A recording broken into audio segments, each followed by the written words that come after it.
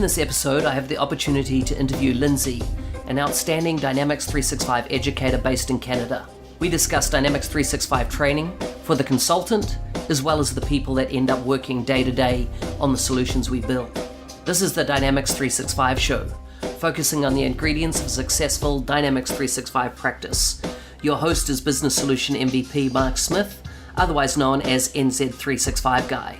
You can find me on Twitter or LinkedIn by searching for NZ365 Guy, or if you want to engage my professional services, go to cloverbase.com. For more information on this interview, show notes, feedback, and resources mentioned, or to suggest a guest for future episodes, please go to nz365guy.com/podcast. I would like to thank the generous contribution from our sponsor. Ingenious Connector Enterprise integrates your telephone system into Microsoft Dynamics 365 and CRM. For increased phone agent productivity, features like screen pop, click to dial, and call logging enable efficient customer service and comprehensive view of caller interactions.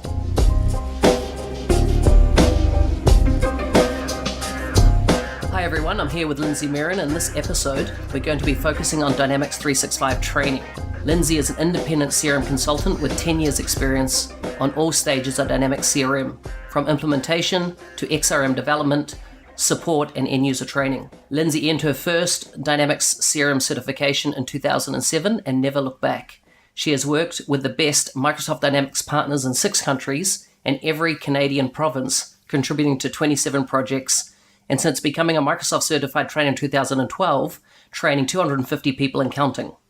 Lindsay loves sharing both the core function and new features of Dynamics 365 customer engagement and is currently obsessed with Field Service app. She is experienced in leading and working with teams of very cool people to achieve very cool things. She has a laptop and will travel. Lindsay, welcome to the show. Thanks very much, Mark. Great to talk to you. Okay, so first of all, can you give us a bit about your background? How did you come to be involved in Dynamics and doing what you're doing today? Yeah, absolutely. To be honest, I was in the right place at the right time. I was working primarily with database-driven websites, doing a little Drupal and some website development, when a friend landed at a CRM practice and asked me to join him. They got some big work and were looking for people, and the rest is history, as they say. Wow. So did you have an initial project that you started on? We did. We had a project almost before we learned enough about CRM to legitimately have a project. It was one of those learn as you go, jump in to the deep end sort of scenarios. But it was actually, as it turned out, a terrific way to learn. And in fact, that project took us through the first 2 years of working together. It lasted for quite a while. So give me a bit of an understanding of the timeline. How long ago was this? How long have you been working with Dynamics? Yeah, so that was 2007. Started off in CRM 3. Stayed on the project long enough that when CRM 4 came around in December of that year, we moved to an upgrade. So the project went on and it was terrific. We stayed with it for a while. But yeah, so 2007 was the start for me. Wow. And so what type of roles have you filled within Dynamics projects over your career? I went freelance pretty fast. I was on, as I say, on that initial project for probably 2.5 years. And I really like the flexibility of working for myself. So I went off and did that, continued to work with some really great partners, got recruited onto some bigger government jobs. So before I started to find my own projects and drag my friends along onto those teams, I was a little bit of everything. I guess I started as a functional consultant, was a small part of big teams, and then slowly became a bigger part of teams and worked as a solution architect before making the jump and focusing full-time on training delivery. Excellent. So just to drill into a bit more detail there, how long do you think you spent, or how many years as a functional before you started transitioning to the architectural type role? I think probably, I went back and forth often depending on the size of the project. So I think there was a transition time, I'm going to say around my 6th or 7th year when, depending on the work, I could fill a solutions architect role, and I would go back to being part of a larger team and being just one of many consultants. So there was some flexibility. I would say the last 3 years of my career, though, I was the lead architect on every project that I was working on. Wow, brilliant. So what's your main focus at the moment? So again, it's all about timing, but I've had the privilege of knowing some really terrific people in the training space as I became a CRM trainer in 2012, I just used it to sort of supplement what I was doing. And often it was just that it was a nice skill set to have, bigger project. So, but I met some great trainers, and two of them started their own company just a year ago and asked me to join them. So I'm now a full-time trainer with Dynamics U. I made the transition off of the project side. Wow, excellent. So tell me, what's a day in the life of a trainer at Dynamics U look like? Well, for me, I think it's a nice it's a nice evolution to have spent sort of 10 years in the trenches and then just wanting to have a bit of fun. So I will say a day in the life is what I figured the surprising bit as I focus on it, especially as we're transitioning into a spring release. For every hour you teach, I think you spend another 8 hours learning. So it's a terrific way to spend the day. On a day that I'm teaching, a day in the life looks like if I'm coming into a virtual classes, I teach more virtual classes now than I do live classes.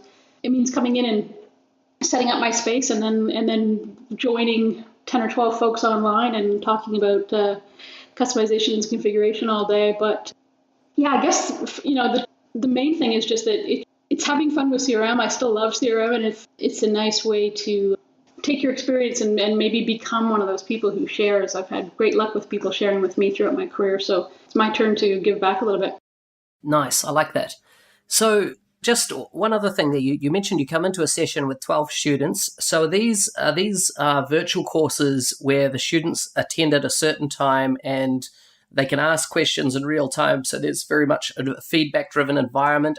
Do you have things like cameras on? How does that work?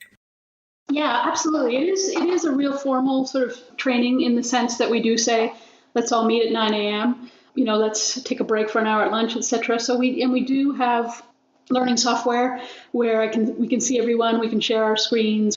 We ask users to hop on and get themselves a Dynamics 365 trial. So we're all working and doing hands-on labs together and all kinds of things. So yeah, excellent. Sounds good. Okay, so just to move into the training side of things, we talked about your motivation for getting into training as you're wanting to give back and leverage that 10 years of experience.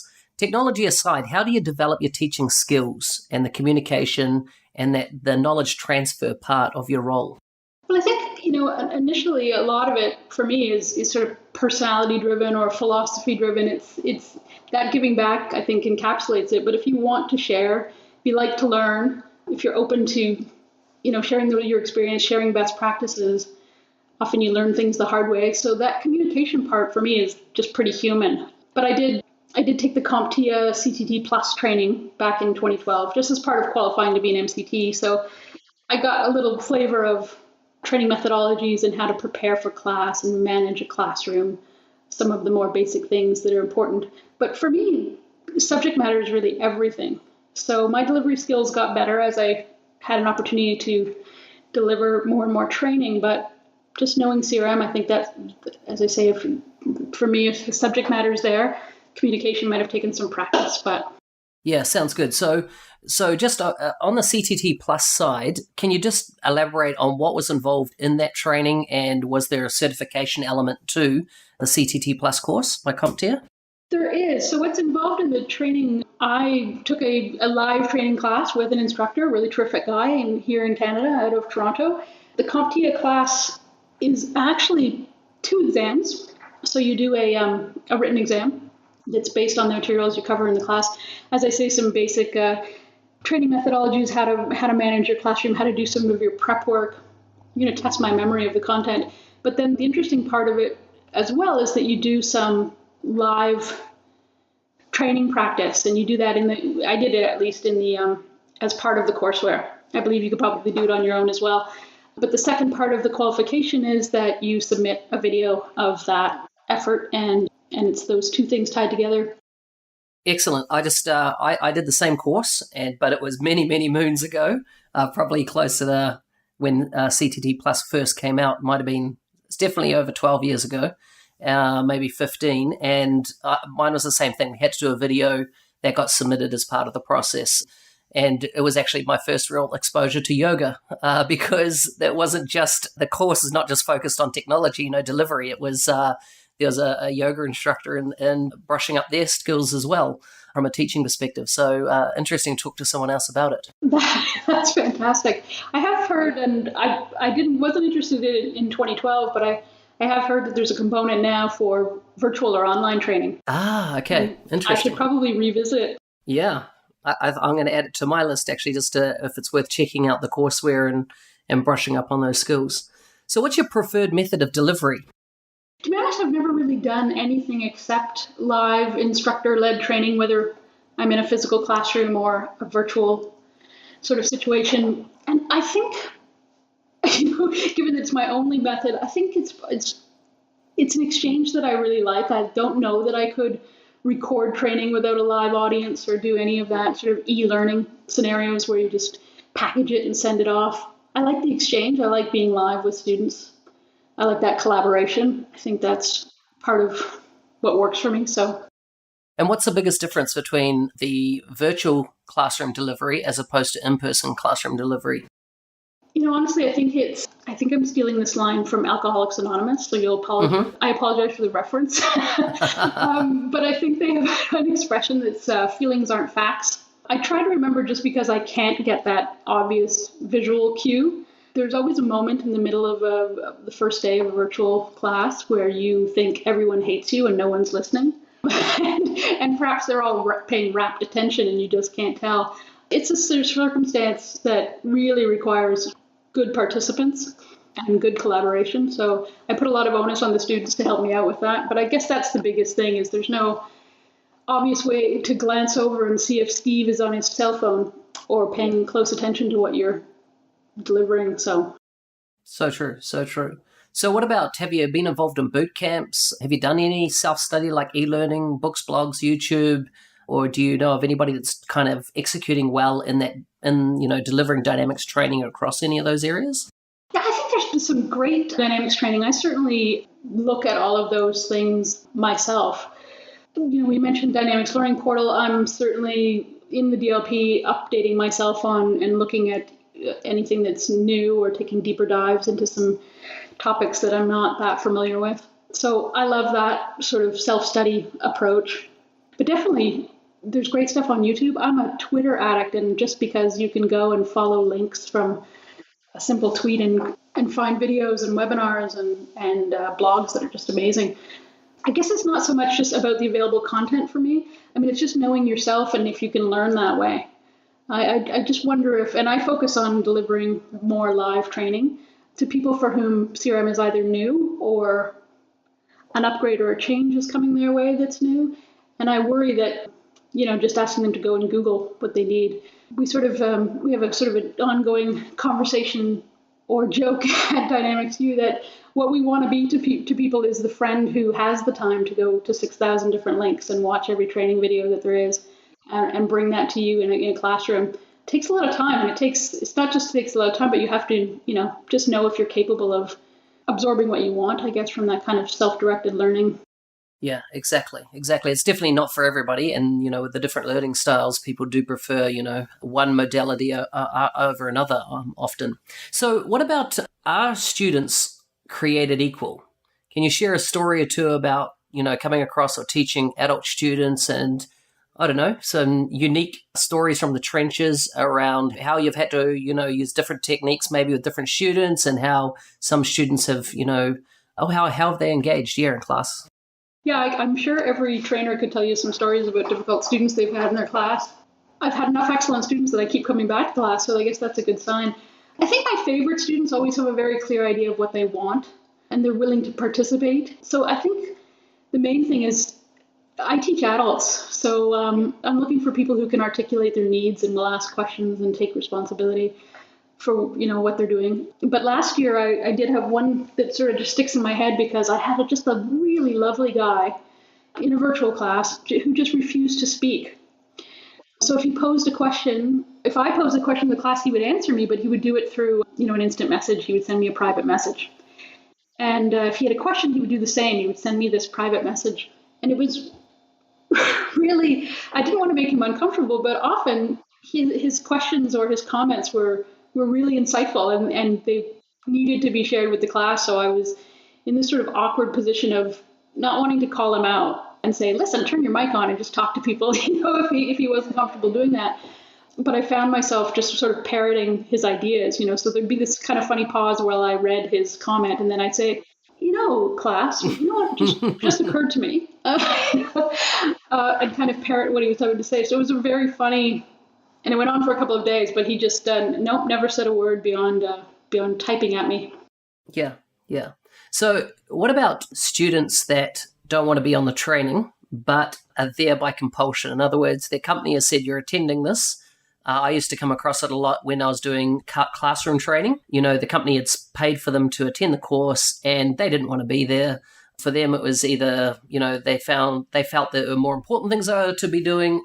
I don't know whether you come across it in online virtual classrooms the same, but have you come across, students not wanting to be there? And then how do you handle the sometimes negative atmosphere that they can potentially bring to the entire course? Yeah, I think, earlier in my career, I used to fuss about that because you'd get somebody in a live class, as you say, who clearly didn't want to be there, and you'd worry about them having a negative effect on the people around them. And I also used to just try to win them over, just think, come on, Dynamics is amazing. Why are you so unhappy? I don't let it bother me too much anymore. And in a virtual class, it's much easier to deal with because if they are, they're not getting the attention that they might have in a physical classroom. So they're not as disruptive as they could be. And if they're required by their job to attend this course and they'd rather look at Facebook, that's really fine with me. I don't try to be, I don't try to call people out and embarrass them in the class. And by the same token, I don't try to engage people who don't want to be engaged. I think there's, lots of folks who need your attention if you've got some other good students in the class. So it's a shame. I blame sales. I blame sales for talking them into these classes that they maybe don't want to be in. Yeah, makes sense. So what about dealing with classes where you've got a wide range of skill level in the students coming into the class, and someone will work fast, someone will work slow? I'm personally kind of worst type of student. I'm always, one module ahead of where the instructor's at because I pick up more via reading myself and self-learn. How do you handle that where, let's say, someone's really slowing the class down and other people are frustrated because of that speed difference? In a physical class, it was a little easier. You could mix and match. I would certainly be willing to or keen to move people around and not have a clique of smart people sitting at the back, but ask them to help out some of the newer students as they went along. It's a little more difficult in a virtual environment, and I tend to overshare when that happens. If I had a student like you who was getting a module ahead of me, I like to have extra labs and some extra difficult labs and say, great, if you're ahead, then let's challenge you if we can. So, and I really honestly believe that everybody has something to learn. I think I could take a Dynamics customization class this week and learn something. So I think it's just, remembering that, sure, of course, everyone's going to move at different levels. And sometimes I get people who are highly skilled in another area altogether. So Dynamics might be new to them, but they've been working with Oracle for years. So the concepts aren't new. And it's just sometimes finding common ground. I really try to encourage those students who are more advanced to participate and share their own best practices and their own experiences because it only adds to the class. Yeah, excellent. So if a student was coming to your class, or what systems do you have in place to, if you like, maximize the learning for that student pre-class time? So what's the best preparation advice you have for students for them to maximize their learning? So I think, a lot of that, the onus is on me as a trainer. And I know as an organization, what we try to do, we've embraced teams. We're absolutely loving it. So every time we have a class, we set up a team for that class. We get all of our participants logged into a Microsoft team in advance. So we really try and set expectations, not as much prerequisites or any kind of mandatory reading or any of that sort of thing, but just, this is how we're going to facilitate the class. This is the kind of thing that we're looking for. It starts to encourage participation almost before they get there. So I really think rather than saying to a student that I want you to log into CRM and navigate around and have the basic skills, there's some of that are just prereqs depending on the course. But mainly it's about attitude. It's about come in, be open to learning, be willing to participate, understand that the trainer is there for you. And really, that's a perfect phrase, maximize your time, maximize your learning. So, and luckily I don't teach, a required tax class. Dynamics 365 is fun. So we try to Yeah, exactly. engage with folks. Really good. I want to change gears and look at really formal Dynamics 365 training for consultants. So think of this group of people as either working for a Microsoft partner or a full-time Dynamics 365 implementers. I've had a lot of questions and more in hiring a lot of people around, does certification mean anything? So does Dynamics 365 certification, do you need to maintain it? Is it worth anything? What are your thoughts on that? Yeah, I'm a fan. I think certification is important. I think you mentioned in the intro that I got my first CRM certification in 2007, but I got my first Microsoft certification in 1998. I think I'm addicted to Microsoft certification, but I honestly think it's a no-brainer. If you want to work for a Dynamics partner, especially, think of it as table stakes. It's the minimum requirement to play the game, and I think if there's some confusion, I don't think a certification will ever say, "Oh, look what I can do." I think there's schools of thought around real life experience versus an exam, certainly, but I think it shows commitment. You're committed to the product, to the process. You're going to keep up with the new features. It shows certainly that you have a willingness to keep learning, and if there's anything that separates the men from the boys in the dynamics world, I think it's this kind of lifelong learning. We've all signed up to learn something new every 6 months. So I think it just is a very simple way to say, hey, I'm in it. My skills are up to date. Here, I've got the current certifications. And really, it's a relatively easy thing to do. Microsoft and the Dynamics community will help you in so many different ways to achieve certification. Yeah, I do. I use it personally as a measure of attitude of the individual. Yeah. When they tell me, "Oh, I'm all on the job trained and I don't need certification," and for me, it's just you don't know what you don't know. And I've seen a lot of consultants that have been doing Dynamics for greater than 3 years, particularly those that came from a CRM 2011 background, and they're still stuck in the functionality that they learnt back then, but they haven't really advanced their thinking, their thought processes, etc., in line with what's available now on the Dynamics 365 platform. So it makes it difficult. Absolutely. And it's funny, I think you captured exactly how I feel about it. Passing a certification exam isn't going to make you a brilliant Dynamics consultant by any measure. But if you meet a brilliant Dynamics consultant who doesn't have the latest certs, you just think, well, why not take next Tuesday off and go get them? It seems crazy. Yeah, exactly. So when I started my career in Dynamics, I was able to attend a range of classroom courses. Right back from the very early days, Microsoft had provided a full Microsoft official courseware that included, hands-on labs, tests. Back then we didn't have CRM Online. It was all you'd run your own virtual machines, etc. From memory, Microsoft's not released any of these type of courses since they created the last one for CRM 2011. What's your opinion on for new consultants wanting to get up to speed on Dynamics 365 where they don't have that resource, if you like, that we had? Mm-hmm. I think the problem today is there's been a real split in that regard. I think if you're a Dynamics partner and you can access some partner readiness courses and the Dynamics Learning Portal, that you have a version of Mock. And the truth is, I think that model still holds for an instructor. I think that kind of instructor-led training built in that format, having your workbook or your takeaway and your live instructor guiding you through PowerPoints and product demos and features and all that hands-on labs. I think it's a tried and true approach. And, it's for me, it still works. That sort of tell me, show me, let me try it approach that was sort of baked into the Microsoft official courseware and those plans. I think there's a huge opportunity there, though, and I think I'm going to try and be part of taking advantage of it in the sense that the main difference is without that ready-made downloadable courseware. I can remember when I first started teaching, you downloaded the courseware. You also had virtual machines that your students could access to complete the labs. I can remember the instructor manuals just being timed to the minute. It was a terrific way to learn. I think I almost miss it for new trainers more than current students.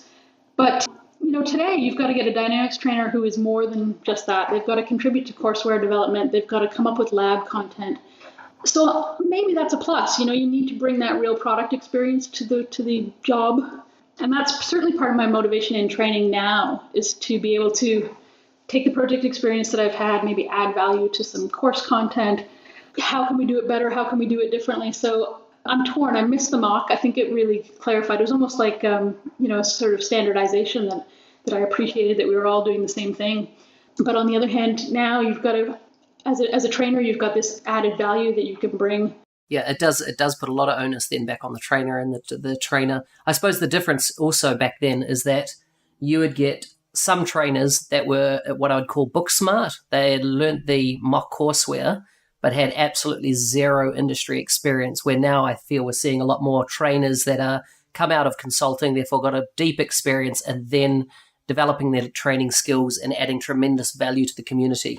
Absolutely true. I would agree wholeheartedly. I think you're right. I recall meeting people who were almost like those straw man trainers. If you deviated from the courseware, they couldn't answer your question. Yeah. So that's dangerous, yeah. Totally agree. So someone reached out to me the other day on LinkedIn, and they asked the following, and I quote, "For MB2 717 and MB2 715, do you have any recommendations?" And in brackets they said, "Given that DLP is not enough, how should I answer this individual?" Oh, I almost feel a bit like off you go and hit up Google. You can certainly look at some of the online training that's available, but mainly, and certainly go to documents.microsoft.com. I point everybody I can there, get the official word. But I think the only thing I might add to this in this scenario, if you already have access to DLP and you're feeling maybe that just the training's a bit thin, I try to tell everybody to just get into Dynamics and work it every day. So if you look at something like 717, I think is Dynamics 365 for sales. So the skills measured are going to be lead conversion, opportunity lifecycle. Load the sample data and actually start working through it.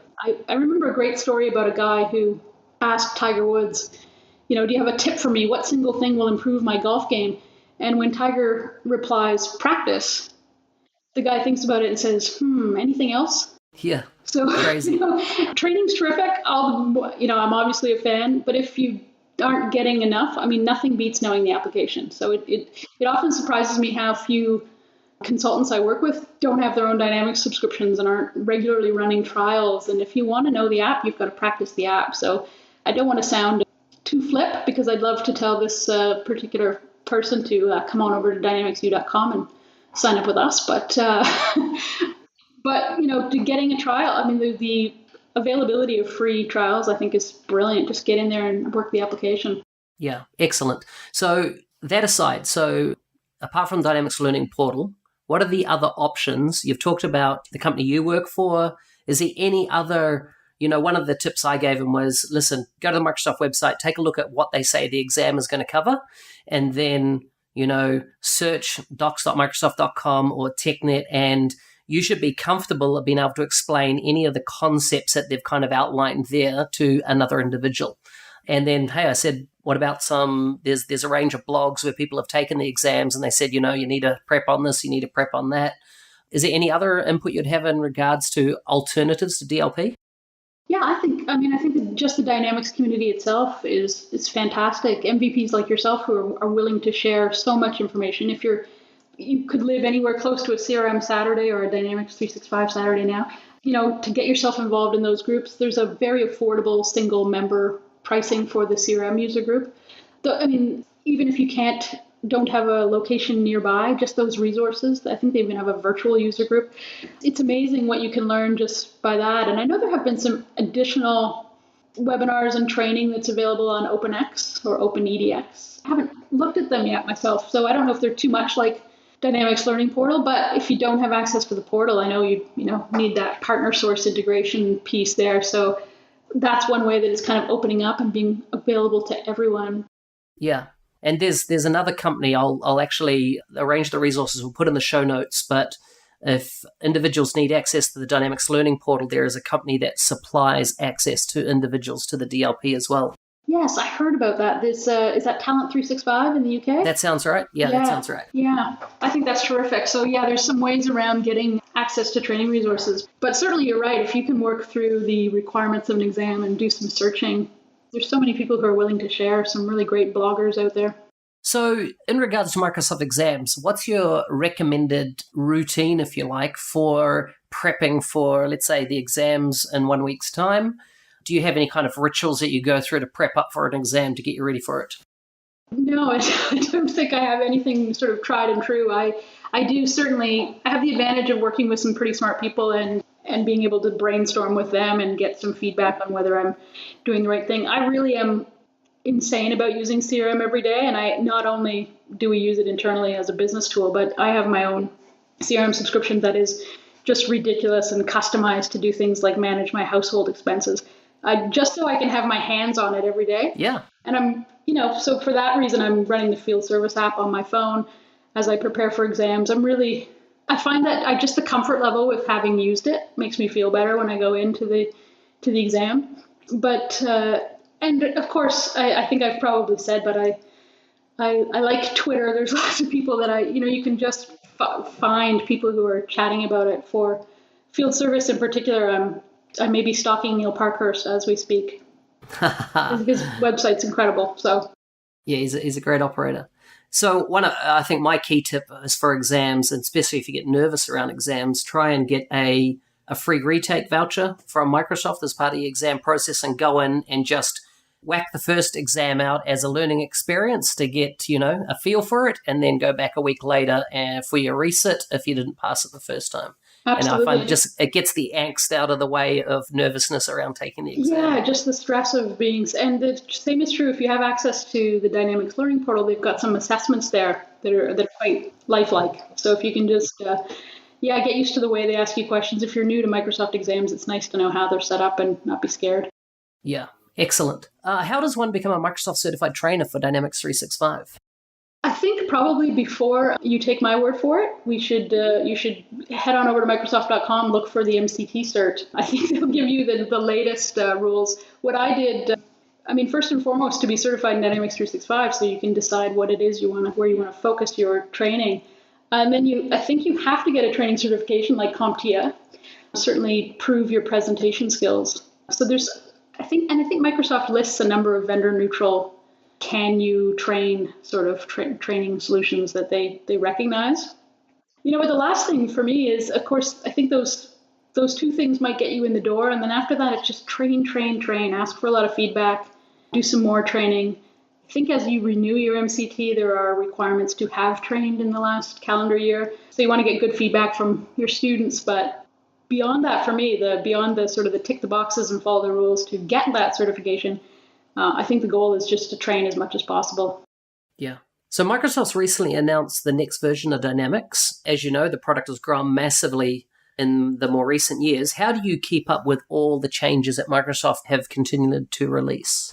So I really do like things like the roadmap, so you can get an idea. Because I'm in CRM a lot and I try to encourage that, there's often opportunities to preview up and coming changes so you can get a bit of a jump start. But once something is sort of coming imminently down the pipe, then there really are, what's new in Dynamics documents posted at documents.microsoft.com. So I just take a deep dive into reading all of that.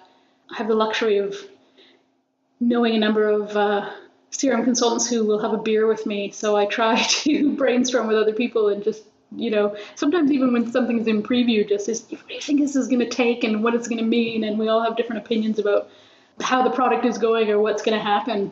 But then it's just sometimes diving in. I am obsessively learning about Power Apps this week, as I'm sure many people are. So, and as a trainer, I like to take training. I like to see how other trainers deliver. I can learn a lot just by watching those things, even if I think I know the subject matter. There's lots for me to learn in a class. So I've taken some Power Apps training in the last couple of weeks and learned a lot from more formal training environments. But yeah, I think again, my first advice is always go right to the application, preview what you can.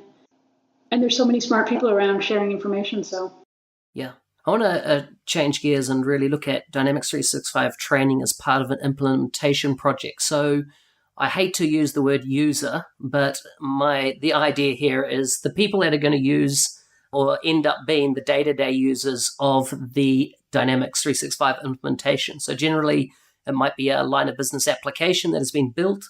And so I really want to focus now on those individuals and how they go about getting trained. So can you tell me the difference in training as part of a 365 project as opposed to the type we've been discussing so far? Yeah, absolutely. I think the obvious thing is probably the shift in your audience. But, shift in expectation is there to a certain extent as well. I know you spoke to Gretchen early this year, and what she had to say about user adoption was amazing. She's great. But she may have spoken about some of this, but you really have to plan for your user training in a very different way. It is really part of the project and part of the change management. So there can be an element of fear involved sometimes when a new application is coming out. So how you engage with those users, they certainly fall into the category sometimes of people who aren't interested in Dynamics training. They're maybe not interested in Dynamics at all. So they may be under some duress. I think you just have to understand that certainly anytime I was working on a project, you want to understand that they know how to do their jobs. They're not, even when a CRM implementation is part of a larger digital transformation for a company, you're talking to really skilled people who know what they want. And hopefully what you're just doing is showing them how CRM can achieve some efficiencies for them or make their lives easier and maybe, hopefully change their processes for the better. So if you can engage people on what they know their business and CRM and maybe you meet in the middle. I think that's the main thing, opposed to just focusing on dynamic CRM for training purposes. You're really trying to bridge that business technology space. Yeah, agreed. I find they're more wanting to learn how to drive the car rather than build the car. And Dynamics consultants are more interested to a degree in building the car, and where the people using the system, just want to experience it and get the most out of it without having to know, how the carburetor or any other individual part of it actually works. So true. Yeah, absolutely. So how does one go about creating custom training content for tailored implementations?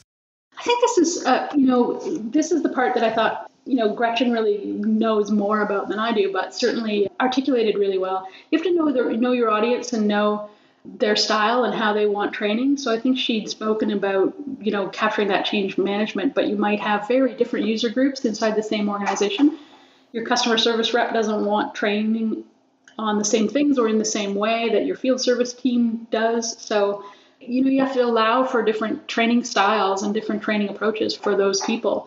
I think that if you're going to talk about custom training content for an implementation, you want to talk about it as early as you can and really understand those things. I think that if there's something that still surprises me after all these years, it's how often training is an afterthought. Yeah, so true. So what systems do you need to put in place for individuals that join the company, let's say 20 weeks after go live? So they get the same level of training as the people, if you like, that came on the journey of implementing the new technology within their business.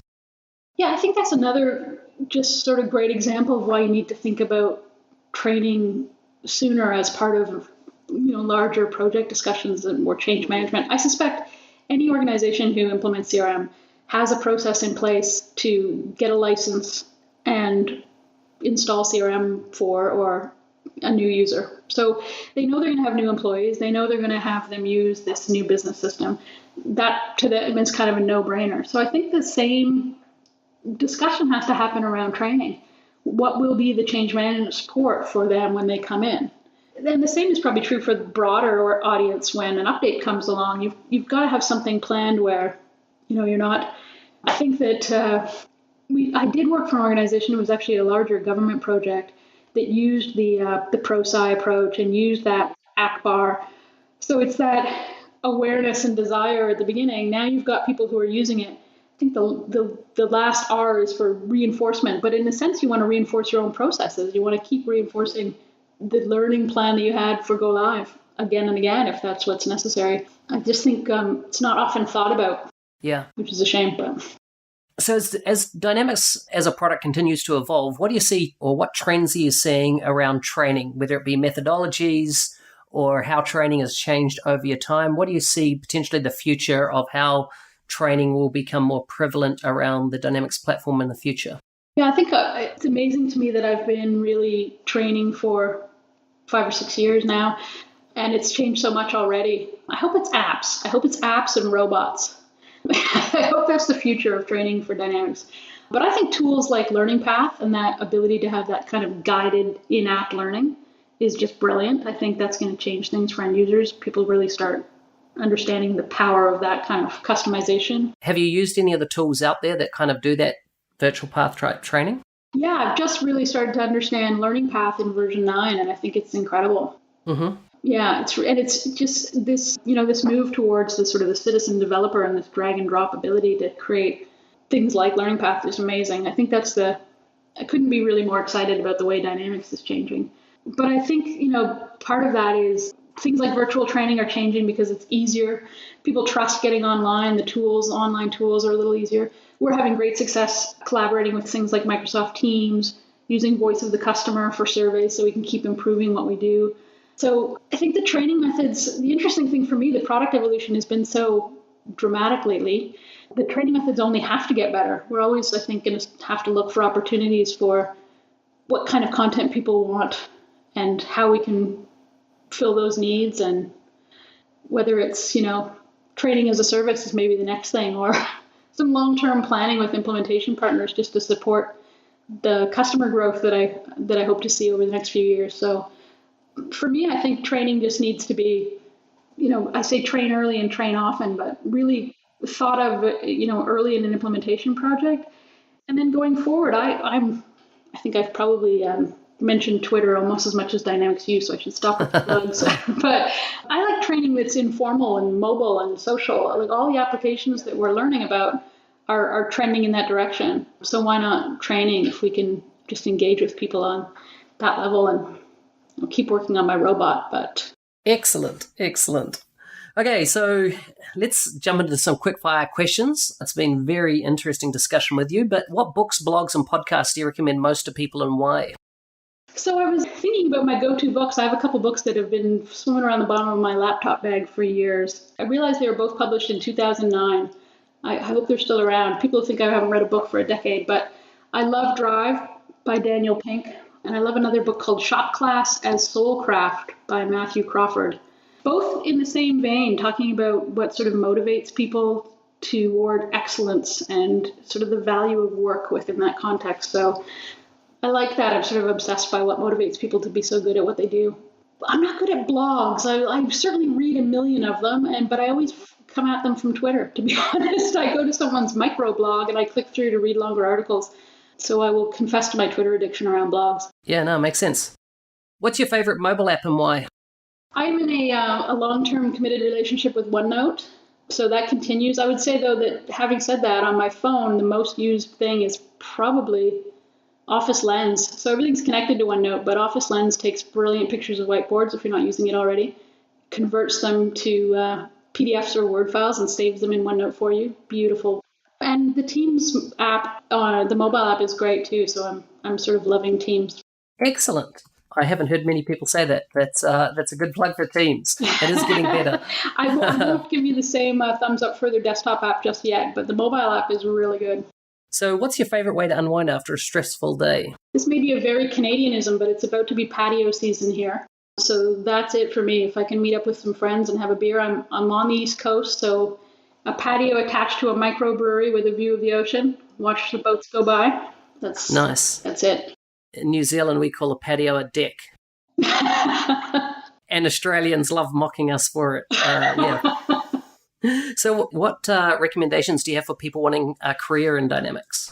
I would say do it 1,000%. I think your timing's excellent as well. I think it's only going to get bigger and better. I don't know if I have a specific recommendation. Get a hold of me on Twitter and I'll help you out. I think anyone who wants a career in Dynamics is heading in the right direction. Nice. Can you tell me about one career highlight that stands out for you? I've been really lucky. I think I introduced the idea that I was in the right place at the right time, and it's continued. I've just met some great people who've really helped me out. And, I'm going to, shameless plugs aside, I really think my current role is probably a highlight for me. I think it's fair trade that it's my turn to help out other people. And so I think choosing to train full time is the career highlight so far. Excellent. So who would you recommend or who would you like to see come on the podcast in future as a guest? I don't want to scare him because I really am possibly stalking him, but I'd love for you to talk to Neil Parkhurst, just my own selfish interest. I don't know anything about Unified Service Desk that I didn't learn on his website, so. Excellent. No, he's very prolific in his detail on Unified Service Desk. A great operator, and I'll get in touch with him. Excellent. Lindsay, It's been a pleasure to have you on the show. Before you go, if people want to follow you online, where can they find you? Yeah, Geek Girl CRM on Twitter. I'm probably on LinkedIn as well, Lindsay Marrin on somewhere on LinkedIn. But certainly find me on Twitter, and Twitter will point you up to anything else.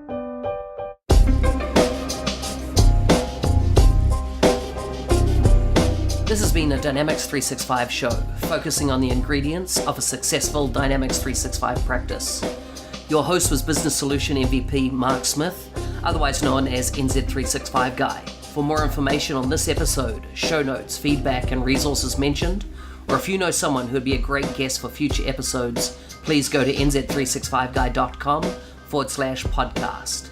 If you want to hear more great podcasts, please subscribe to CRM Audio on your favorite podcast app.